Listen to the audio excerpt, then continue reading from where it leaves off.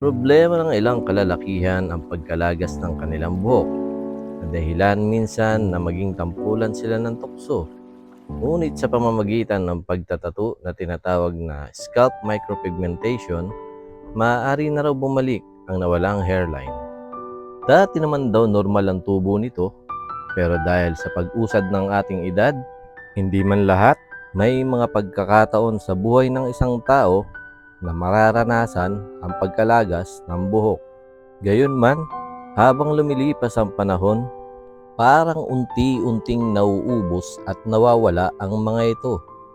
Pakiramdam niya na parang nawawala na siya ng kumpiyansa sa kanyang sarili at kalaunay nakaranas siya ng mga pangungutya at naging tampulan ng tukso dahil sa pangyayaring ito.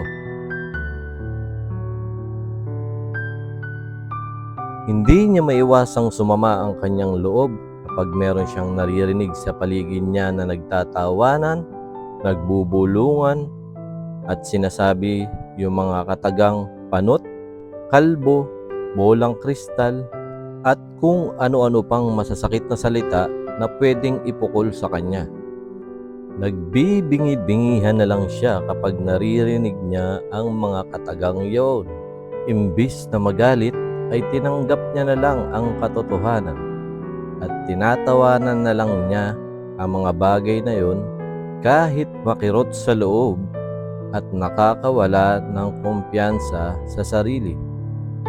Lumipas ang panahon, may natuklasan siyang isang bagay na makapagpapabalik ng kanyang self-confidence.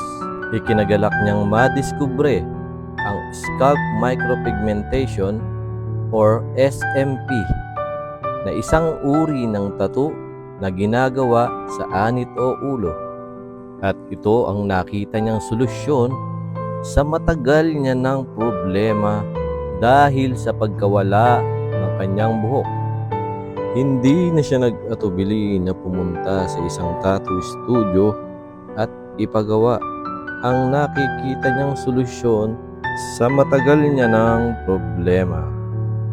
At makalipas lamang ang ilang oras, nakamit niya na ang matagal niya ng inaasam na solusyon at tuluyang winakasan ang kanyang problema sa pagkalagas ng kanyang mga buhok.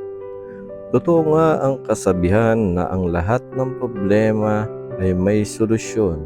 Maraming salamat sa panonood. Ito po ang inyong tattoo artist, Nads Galarpe ng Marikina City. At ito ang aking tattoo story.